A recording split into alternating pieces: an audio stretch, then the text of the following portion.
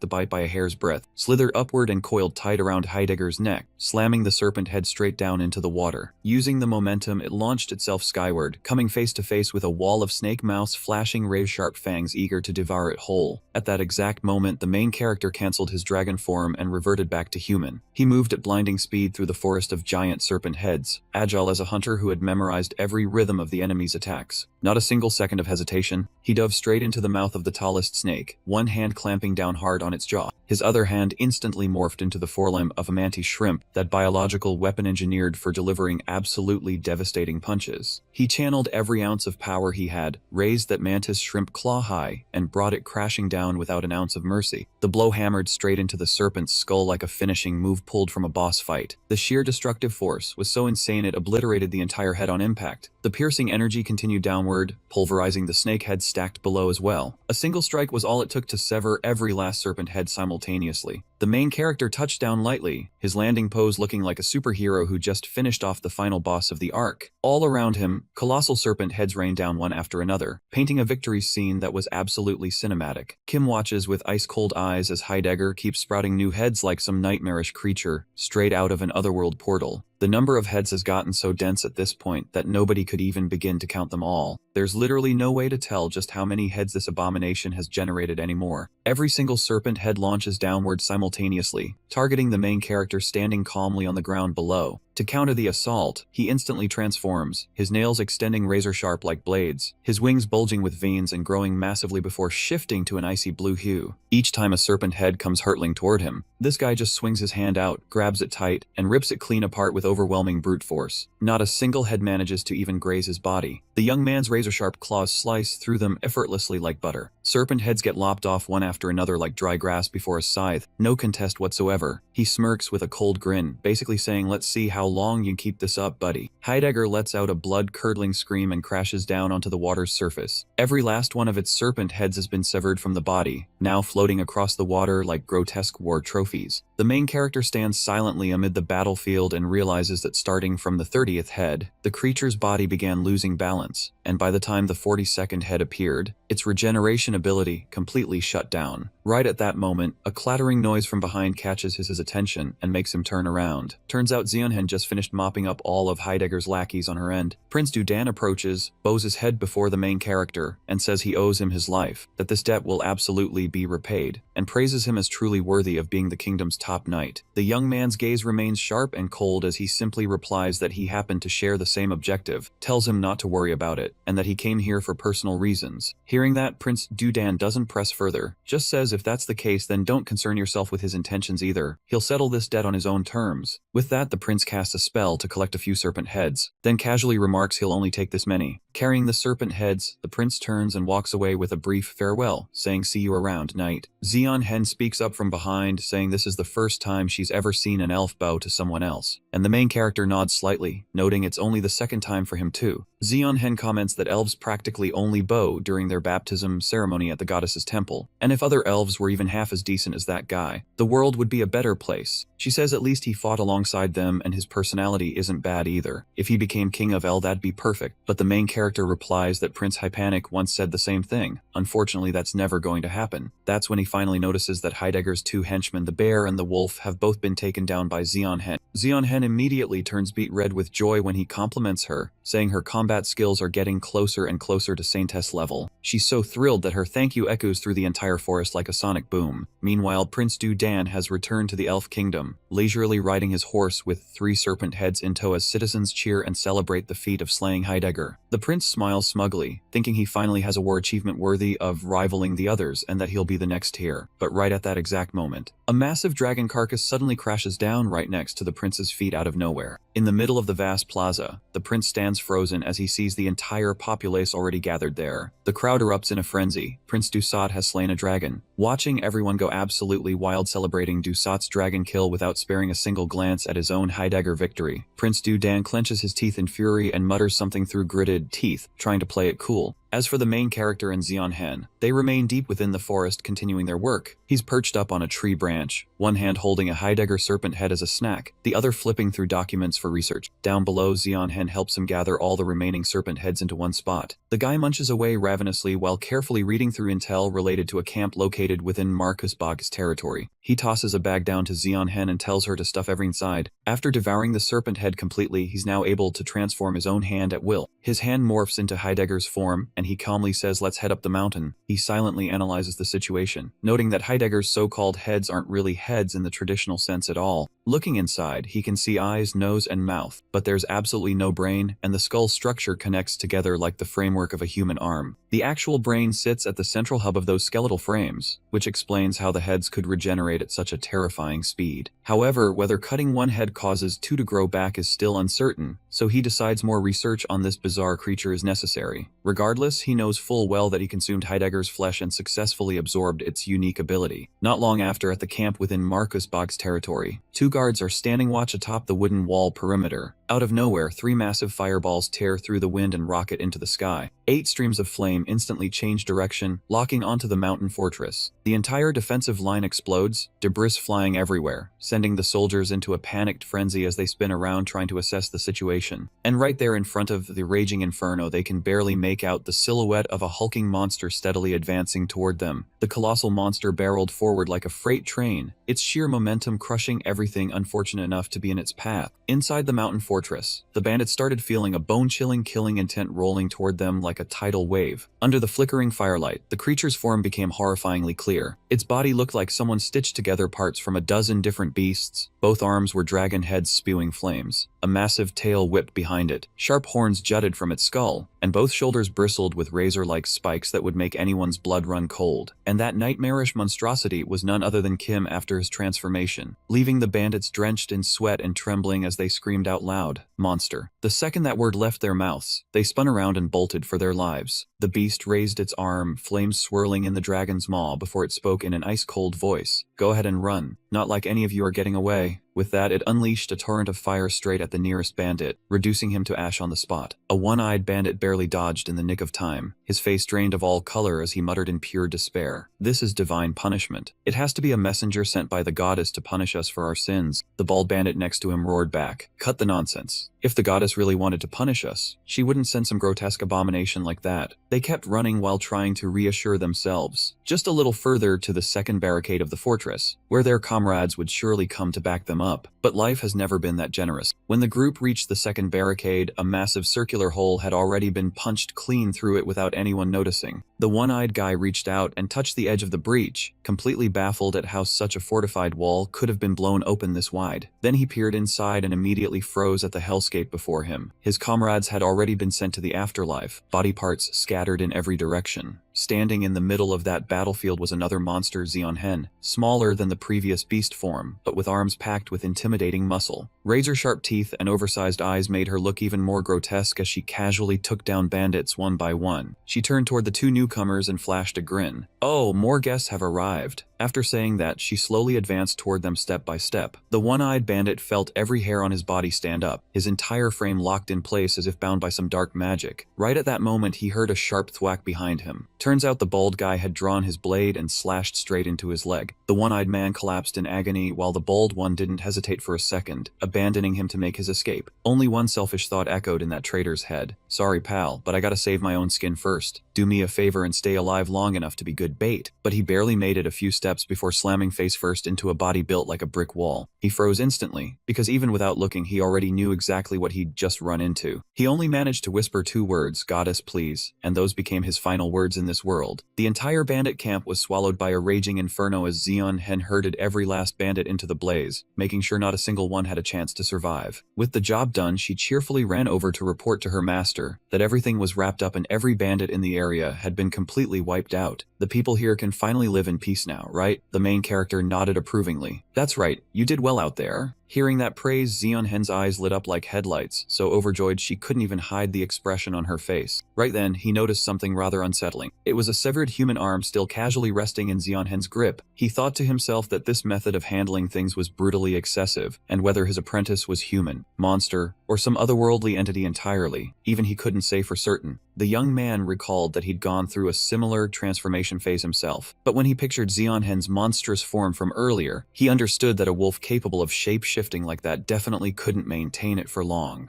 Pushing those aside, this guy spoke up. "Anyway, it still hasn't shown itself yet." Zeonhen didn't catch his meaning and cheerfully replied, "If you mean the bandits, they were all gone. That last one was the final survivor." The main character shook his head. "No, the bandits were never my real target from the start. I figured if all the food in this area disappeared, that thing would have no choice but to show itself." Zeonhen blinked in surprise. "Food? Master, are you saying the bandits were food? If there's a monster that gathers in packs and treats humans as prey." The moment that possibility crossed her mind, Zeonhen broke into a cold sweat. He continued calmly, "There's only one type of monster in this region that feeds on humans." He explained that recently someone had spotted a manticore lurking around this area. Zeonhen frowned with concern. "But does this plan actually work? If it switches targets to the village, won't innocent people be in danger?" The main character nodded, acknowledging the risk. "If that happens, there'll definitely be more eyewitness reports from people who've seen it. Tracking the manticore just gets delayed a bit, but the end result stays the same." Zeonhen pushed back further. "But what if it already ate everyone who ever saw it? Or what if it attacks the village once and never comes back?" That argument made him pause for a moment, a nagging feeling creeping in that something wasn't quite right about his plan. But before he could respond, a strange voice echoed from the darkness behind them. "In that case, are you planning to burn down every village in the vicinity?" That sudden appearance made both the main character and Zeonhen freeze in their tracks simultaneously. The creature in the shadows continued speaking. "How about we stop things right here?" Then it slowly emerged from the darkness, stepping into the glow of the firelight. At last, the two of them got a clear look at the manticore. It was massive, bearing the face of an old man with a long beard, yet sporting a thick lion's mane, a four-legged beast body, razor-sharp claws, and a scorpion tail dripping with venom. Its eyes flashed with an eerie supernatural glow as it spoke coldly. "The fire you set here isn't nearly enough." Facing this creature, the young man suddenly recalled a page from a bestiary he'd studied, one that described monsters exactly like this. "If you ever come face to face with a manticore, your only survival option is to turn around and run like your life depends on it, because it absolutely does." And right now, a manticore is standing there blocking their path like a nightmare that just crawled out of the other world. This monster is a grotesque fusion of multiple creatures, a human head, a lion's body, and a scorpion tail dripping with death. Legend has it that much like dragons or Heidegger, this beast was crafted by the goddess, using Earth's creatures as a blueprint. In Persian mythology, this thing was a ferocious beast whose favorite meal was fresh, still warm human flesh. The mountain fortress in Marquis Bodkabid's territory is a bandit magnet that never stops attracting outlaws. And honestly, there's no better buffet for a manticore to enjoy its bloody hunting feast. Zeonhen's sudden scream snaps Kim out of his spiraling thoughts like a slap to the face. She wants to rush in and fight, but for some inexplicable reason her hand refuses to grip the sword hilt. She's completely lost, wondering what on earth is happening to herself and to the main character. And it seems like the manticore is experiencing the exact same strange sensation. He calmly lifts his gaze to meet the monster's eyes, thinking that normally his instinct would scream, kill it and eat it, but weirdly enough he has zero desire to attack this thing. Right then, the manticore speaks up saying it had planned to inflict agony on whoever destroyed its hunting grounds, but strangely, upon seeing them, that urge just vanished. He immediately gets it. The manticore is feeling the exact same thing he is. Zeonhen stands frozen in place, trembling because something invisible inside her body is holding her back, suppressing any will to attack. Her hand gripping the sword hilt is now drenched in cold sweat. Could what's happening between them actually be some kind of empathy? The manticore drags its claws across the ground and continues, "Regardless, you still have unfinished business to handle first. Once that's done, come back here." The monster slowly retreats into the dense shadows of the forest, telling them to return at this same hour tomorrow. "I will be waiting." With that, the manticore's silhouette dissolves completely into the darkness, leaving only two faintly flickering lights from its eyes lingering behind. The next day, he meets Prince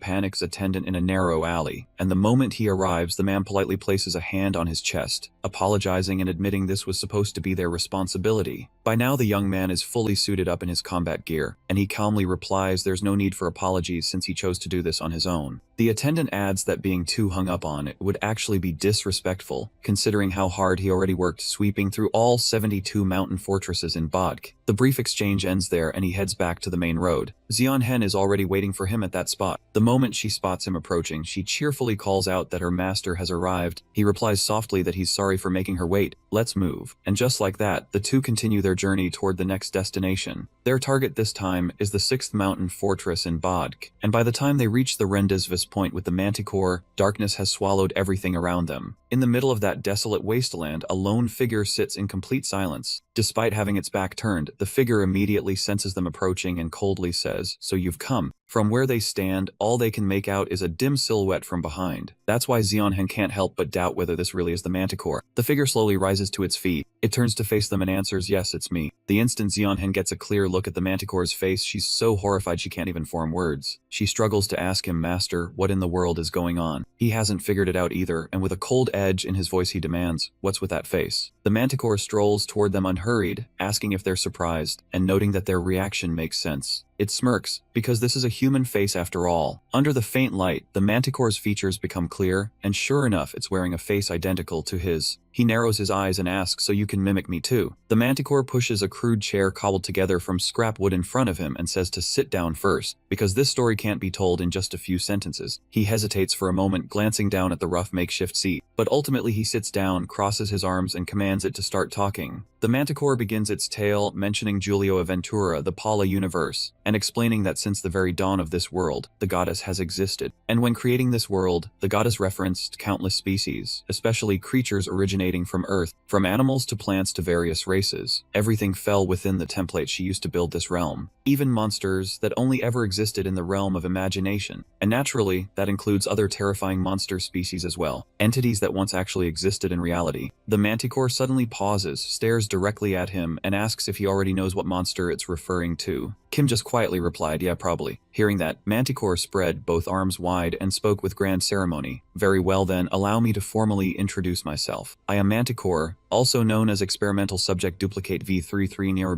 one of the creations forged by the goddess herself." The moment the words experimental subject left its mouth, the main character instantly recognized that title as his own old alias back on Earth. Back then, he was a globally wanted fugitive with a laundry list of horrifying crimes to his name. Manticore cut through his train of thought and continued, "You are the monster the goddess chose to replicate on this Earth, and that replication is me." Before testing the transformation abilities of other creatures, the goddess had set a single objective, helping them achieve fusion. She wanted to blend the bodies of multiple species together, and from that absolutely unhinged idea, Ziffin was born. However, every creation goddess Giulio Aventura made after that ended in consecutive failure. They possessed hybrid traits from multiple species just like Ziffin, and could even reproduce. But the core ability, consuming and then replicating, was something not a single creation could mimic. Amid this chain of failures, Manticore emerged with a humanoid appearance. Its body could only shift into feline species, but its head could transform into the shape of various primates. limits. As for Manticore's tail, it could never fully disappear nor freely morph into another creature's tail, but it could replicate things it had previously devoured whole. Zeonhen immediately cut in, hold on a second. Manticore is clearly an extremely powerful high-tier monster, yet this is the first time she'd ever heard it possessed an ability like that. Manticore casually explained, well, I'm a bit of a special case. The manticores you've encountered before are merely my descendants. They never fully inherited the original abilities. The moment it finished speaking, it pointed its sharp tip straight at the main character, voice dripping with provocation. Aren't you exactly the same though? Original test subject. He calmly responded, clearly you are my son, yet the only thing you inherited was the genetic information for a human form. The actual abilities though, absolutely nothing. Zeonhen froze on the spot when she heard that, like lightning had just struck her brain. She stammered out, wait master, your son, you were married before. But this guy simply replied, that was a long time ago. Zeonhen couldn't process it at all, standing there completely stunned, her mind stuck on one single thought. Master was once married and on top of that he has a son. Manticore smirked and asked, I'll stop here for now. Anything else you want to know? But the young man crossed his arms and replied, the timeline doesn't quite add up. He broke it down, I was born roughly 30 years ago, and this world seems to have only existed for about 2 years, yet you, before the main character could finish, Manticore already caught his drift. It confirmed, that's right, I've been living here for over 1,000 years. But the world the goddess created isn't limited to just this continent. Its eyes flashed with light as it continued, it encompasses this entire universe. Actually no, it spans both time and space, a transcendent existence far beyond anything humanity could ever comprehend. He immediately pressed further, if that's the case then how do you know all of this? Manticore answered, I'm not the only one who knows. Every being directly created by the goddess, meaning the first generation of creations, all understood why they were brought into existence. The thing is, by now I'm the only one still alive. He grew slightly suspicious. If Manticore had survived this long, had it ever encountered others of its kind? The answer was obviously yes. Creatures once called its kin had existed before, and would exist again after. Manticore rested its chin on one hand and continued, however, right now I have no idea where they are or whether they're alive or dead. Take my winged kin for example, they could transform their bodies into reptiles, amphibians, or mayflies. Because they craved more power, they entered the dungeon and never came back out. The main character murmured to himself, reptiles, amphibians, mayflies, could it be serpents? If they fell into the dungeon, then that revulsion he'd felt was actually disgust directed at his own kind. He still wanted to ask one final question. Manticore appeared generous. You can ask as many as you want. So what exactly do you want to know? His gaze suddenly turned ice cold and terrifying. Then he slowly asked, up until now, how many of your own kind have you devoured? In that exact instant, a scorpion tail shot out without warning. The razor-sharp venomous tip sliced through the air, heading straight for the main character. But he raised his hand just in time and caught the strike dead on. Manticore was now radiating killing intent, eyes blazing with fury, its true form and scorpion tail fully revealed. It stretched a twisted grin all the way to its ears, looking like some kind of cursed puppet, then tilted its head and asked, how did you know? Its face darkened further, veins bulging across its skin, and it smugly continued, so then you must already know what needs to happen next. The main character signaled Zeonhen to fall back, then turned to face Manticore head-on. He spoke in a cold voice, I can sense it. Even though you possess that ability, it's still far from complete. I can also sense the unnaturalness of a being that survived this long on nothing but ordinary food. He continued while channeling power into his fist. Unless there's some special meal out there, I can never break past my own limits. And right after that, he launched himself skyward in one explosive burst. In the blink of an eye, he was already behind Manticore, his hand warping into monstrous claws. He threw a devastating punch straight at it, but Manticore managed to leap away, just barely dodging the attack by a hair's breadth. Even so, it maintained absolute focus, as if waiting to hear the rest of its opponent's unfinished sentence. The main character finished his thought, and the moment I laid eyes on you, my first thought was, you look absolutely delicious. Manticore burst out laughing. It calmly stood back up and declared, I want to consume every last bit of you. For 1,000 years, that desire has never once faded. Its body began to transform, back swelling outward, muscles bulging grotesquely like a dungeon monster awakening from a deep slumber. Kim stared at the jagged teeth gnashing right in his face like a row of serrated blades, and this monster had clearly made up its mind to rip him apart no matter what it took. The creature bid a bittersweet farewell to its own kind, but the sheer joy of inching closer to perfection was more than enough to drown out any lingering sadness. Standing before the Manticore in its fully revealed monstrous form, the main character didn't even flinch. He just coldly asked how its own kind tasted going down. The manticore gleefully replied that it was hands down the most exquisite flavor it had ever experienced. It flicked out a long, pointed lizard-like tongue across its lips, then sneered that he looked even more delicious than any of its kin it had ever devoured. The young man quietly reflected on that familiar bond between kindred beings, on the relief of finally encountering someone just like himself, the sorrow of tragedy, the rage boiling inside, all of it got swallowed whole by raw instinct. Those tangled emotions surged violently before reducing every feeling to absolute nothingness. While lost in thought, his body began muting on its own. Sharp spines erupted from his shoulders, head, and ears, a lizard tail whipped upward, and his hands morphed into dragon claws. The very next instant, he launched himself straight at the manticore like a fired arrow. The beast opened its maw wide with ravenous hunger, its entire body enslaved by the predatory instinct to consume. The two blurred past each other in the span of a single blink, but that fleeting moment was all either of them needed to tear a chunk out of the other. He sank his teeth deep into the manticore's bicep, while the creature managed to rip a slab of flesh from his waist. Both froze for a brief second, as if savoring the spoils they'd just claimed from each other. After swallowing the meat, he smirked and told the manticore it was indeed delicious, and if they kept going like this, he could totally understand the addiction. The manticore refused to be outdone. It widened those pitch-black hollow eyes at him and declared that among all the kin it had ever consumed, none suited its palate better than him. Truly the original, it said. Its body trembled with ecstasy as it muttered that a perfected, complete, and whole kindred was the ultimate delicacy above all else. The moment those words left its mouth, one of its arms transformed into a bird-like appendage, sending it into even deeper satisfaction. It was thrilled that its original ability had once again broken past its limits. His body was shifting too, one eye turning jet black with a violet gleam in the pupil identical to the manticore's. He taunted that a chicken stuffed inside a cat's corpse seemed to have run out of tricks, so it might as well stand still and get eaten. The manticore silently noted it was already feeling full, the hunger gradually fading bit by bit. Yet it still charged straight at him without hesitation, baring those razor-sharp fangs and roaring for him to sleep now, to rest forever. Zeonhen had been watching the entire battle unfold from a distance this whole time. She stood frozen, wondering why they were slaughtering each other when they were clearly the same species. What's more, their goal was never a death match to begin with. It was simply food. She concluded that the manticore was a brutal monster that hunted humans for consumption, so its destruction here was entirely justified. Zeonhen clenched her fists in confusion, because the manticore was the progenitor of every monster in this world, and her master was its very prototype. On top of that, her master didn't even belong to this world, so how was she supposed to report any of this to the church? She stood rooted in place, and as she watched those two clash, every thought in her head dissolved. It was a battle with no limits between cruelty and depravity, a savagery that a holy knight should never admire. And yet for Zeonhen, that very spectacle represented the pinnacle she yearned to reach someday. The fight looked like a scene ripped straight from ancient mythology. The monster within each of them kept swelling larger, while the reason and restraints that once held their power in check crumbled away piece by piece. The sight was mesmerizing to the point of suffocation, but Zeonhen still had a duty to fulfill as a holy knight. She was no longer an ordinary person but a cleric of the church. Outside her thoughts, the manticore and the main character were still tearing into each other like rabid beasts. The manticore suddenly let out a compliment mid-fight. It remarked that this flavor was nothing like ordinary kin. He tasted far superior to any of them. After saying that, it released a cloud of gray smoke that engulfed its body, instantly blinding his line of sight. From within that thick haze, several small fish suddenly shot out. They rocketed toward him at blinding speed. He reacted just in time, whipping his tail up to block the incoming strike. The fish immediately clamped their jaws onto his tail. Getting a closer look at those three-headed fish, he quickly analyzed the situation. His first thought was that this ability came from consuming a mutated elixir, but he immediately dismissed that idea. This power was definitely formed from devouring Bharat's flesh. He realized the manticore had consumed his flesh and was evolving at a terrifying rate. The longer this dragged on, the more dangerous this fight would become. Right on cue, another wave of grotesque fish came hurtling his way. He opened his mouth wide and raised his head, preparing to counterattack. Then he unleashed a massive torrent of flames aimed directly at the smoke screen where the beast was hiding. The manticore showed zero fear, even charging headfirst into the inferno, which caught him off guard for a split second. Immediately after, the manticore slammed down hard onto the ground. The sheer weight of that thing came crashing down, leaving a massive crater right in the ground. Kim hovered above the centipede, quickly calculating that the power on the other side was absolutely no joke. With no way to retreat, the main character immediately decided to launch another wave of attacks. He dove straight down, eyes flashing with killing intent and determination like a hunter entering the final dungeon. This guy opened his mouth, thinking to himself that he might as well try using Diane's fire magic just this once. The Manticore and the main character still hadn't stopped for a second. Both sides kept clashing violently, with the Manticore even raising its scorpion tail to block incoming strikes. Meanwhile, he raised his dragon hand and realized he needed to deal with that annoying tail first. The main character closed the gap in a flash, delivering one clean slash that severed the scorpion tail completely. He slammed hard into the ground, and at the same moment the severed tail went flying off into the distance. The tailpiece dropped, but the Manticore remained stone cold, showing absolutely zero signs of pain. This guy roared again, charging right back at the monster in front of him. The moment they faced off, the Manticore suddenly flashed a sinister grin that sent chills down your spine. He flinched when he realized the scorpion tail from before had sprouted a fish tail, which then shot straight through his stomach. That surprise strike caused the main character to momentarily lose focus. Seizing the opening, the Manticore immediately swung its claws. Those razor-sharp bird talons came slashing straight into his body. The main character managed to leap back just in time to dodge, but both horns on his head still got snapped off by the Manticore in that split second. Once he'd created some distance, this guy grabbed the scorpion tail still lodged in his gut and coldly ripped it out. He held up the scorpion tail, the wound in his stomach rapidly healing shut, then calmly asked the Manticore whether it truly deserved to wield his power. Watching that scene, the Manticore scoffed and asked whether this immortal body would just stay down already, calling it quite the interesting ability. The main character silently acknowledged that this creature, having lived for thousands of years, far surpassed him in how it applied its powers. Right after that, he immediately bit into the scorpion tail he was holding. The Manticore charged it instantly, roaring that he needed to give that back. It swung its bird arm straight at the main character's head, but he quickly tilted to the side to dodge. That close-quarters exchange pulled the distance between the main character and the Manticore to a suffocating minimum. As the Manticore closed in, he immediately used his dragon hand to clamp down on the monster's throat. Choke it to the point of gasping, it let out gurgling sounds as drool spilled grotesquely from its mouth. Right at that moment, the Manticore's tail stump quietly slithered toward the piece that had fallen off earlier. The two chunks of flesh instantly fused together as if they'd never been cut apart. The Manticore whipped its tail at the main character, forcing him to release his grip on its neck. Both of them opened their mouths almost simultaneously. Flames ignited inside their jaws, and the eyes of these two maniacs locked onto each other with pure intensity. A moment later, both unleashed streams of fire, sending two blasts of magic hurtling straight at each other. The two fire blasts collided, creating an explosion that shook the entire battlefield. As the wall of flames gradually faded, smoke and the stench of charred flesh still hung thick in the air. The Manticore and the main character both stood firm, like two beasts locked in a life-or-death action showdown. He paused slightly when he noticed the tail he thought had been eaten was somehow still there. The Manticore, meanwhile, had to admit that experience just now felt like nearly dying, and that the original was still insanely powerful. After saying that, it lunged straight at the main character again, sneering that things definitely weren't over yet. It used both the freshly regenerated scorpion tail and both arms at once. Those bird claws hammered down relentlessly, pinning him into a defensive stance. The main character stood his ground, using his hands to block each rapid-fire assault, but he knew full well that his dragon scales couldn't hold up forever. So this guy kicked back, deciding to temporarily create some breathing room. But the Manticore's scorpion tail suddenly swelled to an absolutely massive size. It caught up instantly, slamming him so hard he went tumbling across the ground. Even the Manticore was shocked, asking what on earth he'd eaten, because this was the first time its tail had grown this large, and it was extremely pleased with this new ability. Looking at the main character lying motionless on the ground, the Manticore coldly asked whether he was even still alive. Kim kept his eyes locked on the sky, glaring upward with killing intent that hadn't faded one bit. Our main character instantly recalled that the tail carried destructive force on par with an ancient dinosaur. The Manticore slowly closed in, smirking as it remarked that he sure was hard to kill, but this is where it all ends. It licked its lips with a greedy gleam in its eyes, declaring it would devour every last scrap of his body without leaving a single piece behind. The moment those words left its mouth, the monster lunged forward in what was meant to be the finishing blow. That razor-sharp scorpion tail drove straight at his chest, but right at the instant of contact, it froze in place as if hitting an invisible wall. The Manticore stood there stunned while this guy flashed a victorious smirk and asked what happened.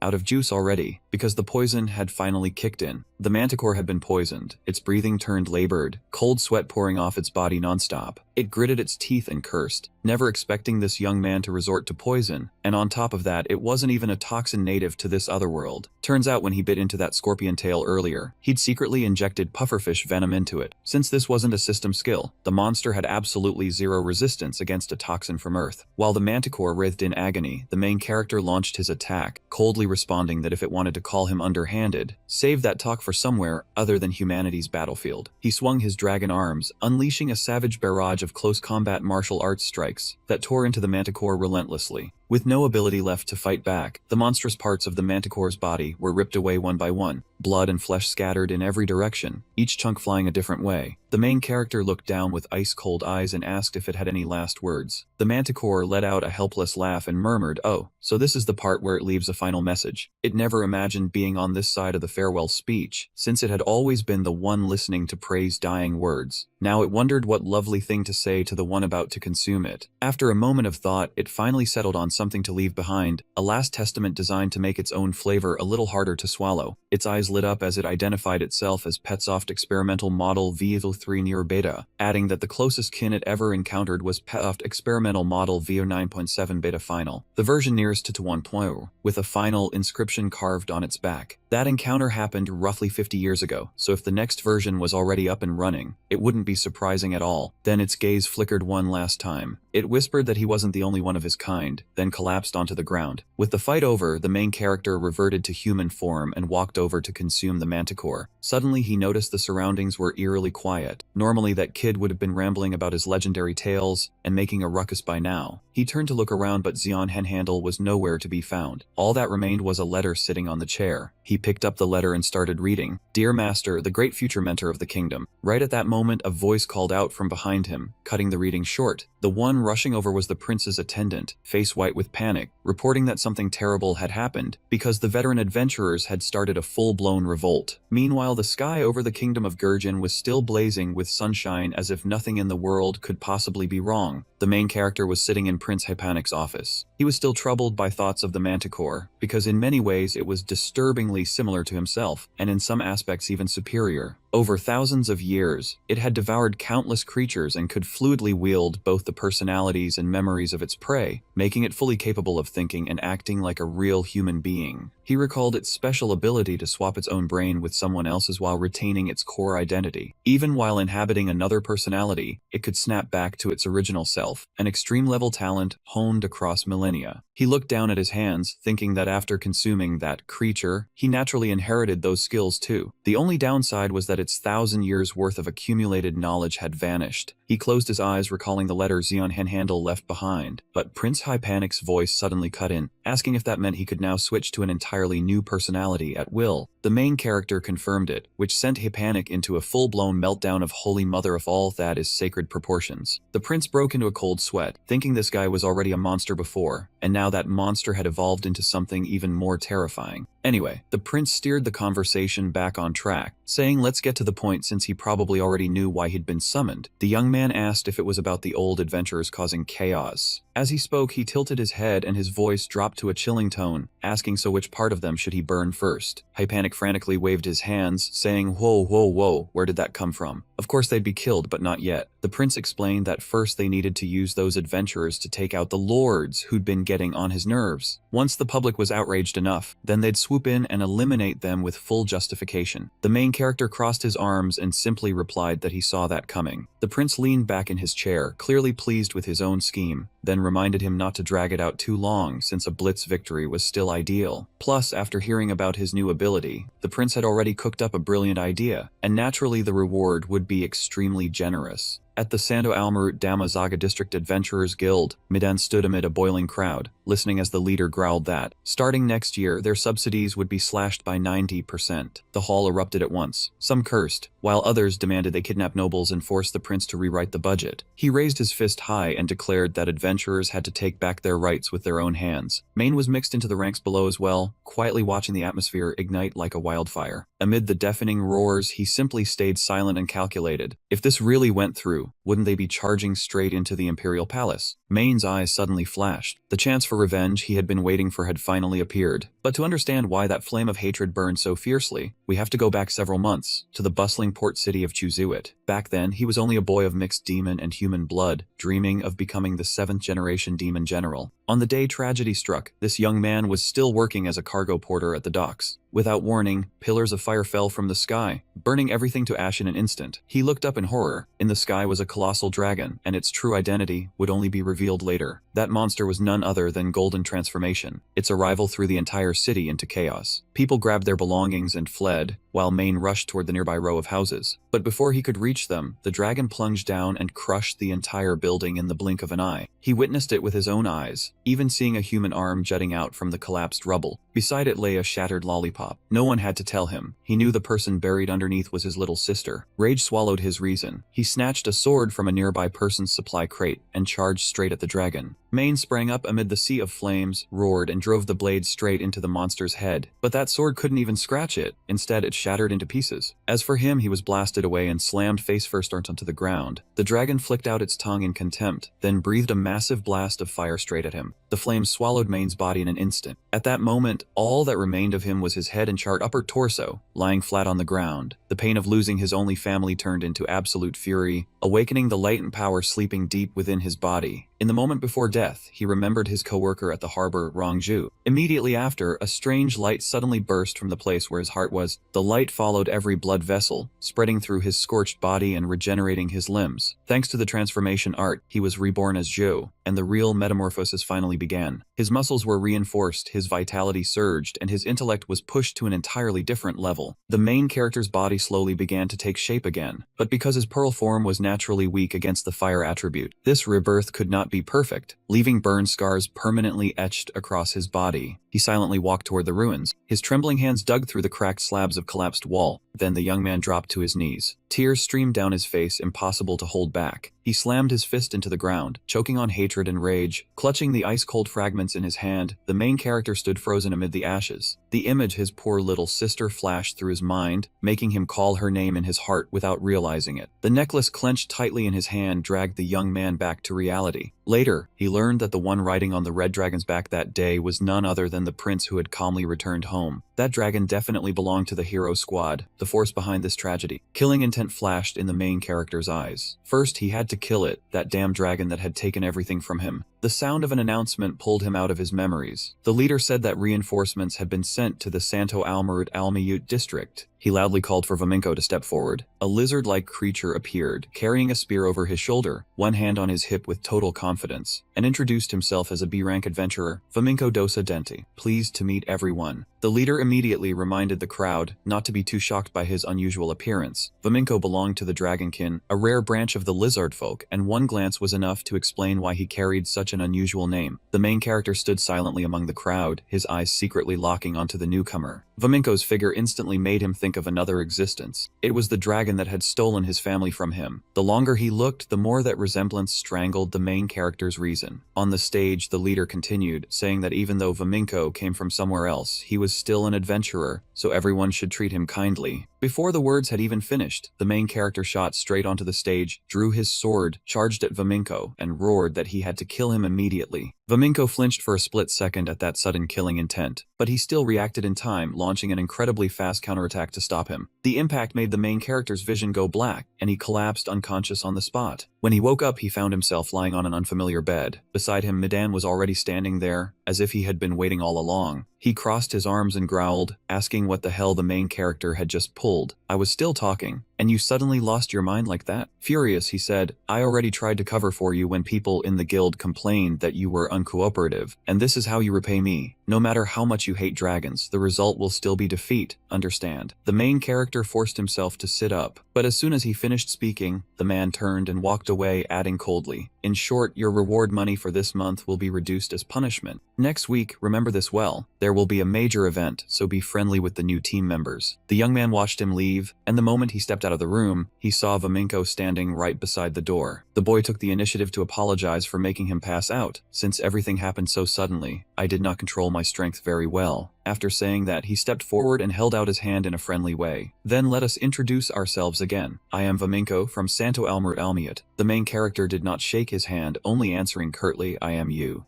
Vaminko scratched his neck awkwardly, then said that back in his hometown everyone had been talking about him a lot, so that person was you. By now, the main character had stood up and brushed past Vaminko. He ordered in an icy voice, "Follow me." The main character's eyes flashed as he said that. Since they were about to become teammates, they first had to test his abilities. But in his heart, he was silently cursing, "The dragon race really is a damn bunch." Vaminka was immediately thrown into a confrontation with a gigantic monster. He raised his weapon high, spinning rapidly through the air and whipping up a violent whirlwind that sent dust and dirt flying everywhere. The monster froze, clearly thrown off by this bizarre attack, but its savage instincts still drove it to charge straight into the whirlwind and strike back. Yet when the dust and wind cleared, Vaminko was nowhere in front of it. It turned out the boy had quietly appeared behind its back at some point. Vaminko raced along the monster's spine at an astonishing speed. He sprang high into the air, twisted his body mid-flight, then aimed the tip of his spear straight downward. Right after that, the finishing blow came crashing down, the razor-sharp spearhead stabbing straight into the monster's eye, making it roar violently in flesh-tearing agony. Vaminko pulled the spear out, slung it over his shoulder, then stood on the monster's corpse and let out a breath. "For now, I will just try using the fighting style I am used to back home." With that, he turned toward the main character and asked the assessment commissioner, "What is my score?" The main character only answered briefly, "Pass," but in his head, he silently admitted this guy was seriously strong. Vaminko jumped down, grinned with delight, and said, "You really know how to joke. I did just take down a basilisk, after all." He licked his lips, curious about what its meat would taste like. The main character broke out in a sweat and asked, "Eat it how?" His mind was a mess. What the hell was this humanoid lizard planning to do? What a pain. Was this guy even okay? Waminko seriously explained that after defeating an enemy, eating their blood and flesh would let a warrior inherit their opponent's strength. As he spoke, he swung his knife down and calmly took a piece of the monster's hand. He bit into the meat, then continued, saying it was a tradition passed down among the warriors of Rutmats. A few days later, at the Adventurers Guild, the main character leaned against the wall in thought and reached a conclusion after watching this kid for a while. Waminko was a good person. He realized the boy was always willing to step up and take on jobs no one else dared to accept, and he treated everyone with genuine sincerity. There was no doubt about it, he really was a good person. Aside from looking way too much like Skathic's dragon, there was one other thing that irritated the main character to no end. At that moment, Waminko was sitting with the main character in the Great Hall. The boy asked, "So there is someone in there who uses golems, right?" "That's what I was saying." After saying that, he tilted his face up, puckered his snout, and dropped the line, "Egugoy and John Fowler." The main character instantly burst out laughing until tears came to his eyes. "And Aigu too? You really know how to make people laugh." Watching that exchange, the young man grimaced in irritation. He thought to himself, so this is the sense of humor everyone keeps praising? Seeing those two laughing with their mouths wide open, the main character could only clutch his head. He had absolutely no idea where the funny part was in this nonsense. But the room did not only contain the three of them. There was still a mysterious hiding there, unnoticed by anyone. That person was Jin, staring at the main character and thinking, this is a man whose rage toward dragons has been pushed to the absolute limit. Jin recalled what Zed Dragon had once told him about this man, and sure enough, everything matched. Jin could not remember everyone he had killed, so he could not understand where that hatred came from. Even with someone who hated me standing right beside me, I still failed to notice. How laughable. He concluded, still, this man feels completely different from ordinary humans. For now, I need to keep observing him, because I still cannot tell whether he is one of my kind. Then Jin's presence quietly vanished. At the same time, the main character walked past the table where Waminko was sitting. The man called after him, asking, "So you're here? I hear you two get along pretty well." He said that out loud, but in his head he was secretly worrying about when he might get ambushed. He pushed a small box in front of them and continued, "I'm counting on you two for this request, Waminko and you. The timing is late tonight. Handle it as quietly as possible. This contains information on the guards in that area." That night, the main character and Waminko set out to carry out the mission. With their heads fully covered, they silently rushed into the darkness. Fast as phantoms, the whole team shot across the rooftops, then slipped silently into Lord Damaja's stronghold. Inside his private chamber, the Lord was still sleeping like the dead, completely unaware that danger had already closed in. They shone their flashlights straight into his face and coldly announced that it was time, jolting the Lord awake in terror. Before he could even understand what was happening, he took a blow to the back of the neck and blacked out, only managing to mumble, "What? Who's there?" Maidan and Vaminko immediately stuffed the Lord into a huge sack, slung him over a shoulder, and withdrew from the place without a sound. When they returned, they headed to the guildmaster's room, still thinking everything had been far too easy. But the moment the door opened, his furious cursing exploded like thunder. Right after that, a metal cup came flying at them like a hidden weapon in a dungeon. It slammed into the wall right beside him and shattered, instantly pulling the air tight as a drawn bowstring. Inside the room, the guildmaster was in a towering rage, roaring that those useless fools had been told to move in silence and absolutely not wake anyone up. He and Vaminko looked at each other, completely unable to understand how the situation had turned into such a chaotic mess. Only then did the guild master notice the two of them, and though he was still furious, he lowered his voice and said, "Oh, you're back. Sorry. At least you handled your part cleanly and quietly." Vaminko immediately asked what on earth had happened, and the guild master explained that, as they had discussed, this plan had been approved by all 11 branches across the nation. The more he spoke, the redder his face became with anger, because more than half the branches had failed to handle things silently like they had, while the rest were even worse. Before he could finish, someone rushed in a panic with major news. Lady Salombozo was dead, because the people from that branch had beaten her half to death, then finished her off. The guildmaster went deathly still, unable to believe those idiots had actually dared to murder a noble in the middle of a kidnapping operation. He clutched his head helplessly, because if it were only a kidnapping, there would still be room to negotiate with the perpetrators and calm the situation down. He braced his trembling hands against the desk, but once murder entered the picture, everything was finished. Once someone was dead, there was nothing left to negotiate. Just then, he saw this young man carrying the lord they had just kidnapped over his shoulder. As if grabbing onto the last thread of hope, he immediately ordered them to negotiate very carefully using Baron Kanago Damaja, and under no circumstances were they to let him get hurt. Even so, his anger still would not fade, and he slammed his fist onto the desk so hard the entire room shook. Gritting his teeth, he cursed under his breath, wondering how everything could have gone so far off the plan. A few days earlier, at the royal palace of Jijiang Canton, the conversation between Prince Hapanik and Kim revealed that 11 lords would be assassinated during the uprising, and that this was a chance to reshape the balance of power across the territories. The prince judged that among all the lords, the only one still worth keeping was Baron Kanago Damaja, because he was extremely useful, even if he was also stubborn and difficult to control. For that reason, the prince only wanted to scare him just enough, absolutely not kill him, and Kim immediately understood the mission he had been given. As for the remaining lords, the cold-blooded prince ordered a complete massacre, and that was exactly what had happened just a few days earlier. Back in the present, he was preparing to set out with the veteran adventurers for the next step. From behind, he called out to the guildmaster. He wondered why he was not allowed to go outside at such a critical moment. The guildmaster explained that the most important thing right now was using Baron Kanago Damaja as leverage in the negotiations. If the Baron was taken from them, every plan would collapse. He looked at him and Vaminko, then stated that the two of them were currently the strongest forces here, so their mission was to protect this place. After saying that, he immediately led everyone else out of the base. Left behind, he clenched his fist in frustration, because if he could meet the prince, he might be able to uncover the one pulling the strings behind everything. Vaminko stood behind him, saw him trembling with rage, and asked, "The prince? Don't tell me you want to meet the prince of the Jijiang Canton Kingdom?" It rested its chin and thought, then said the prince was a hero from the war against the demon race, so it wanted to meet him too.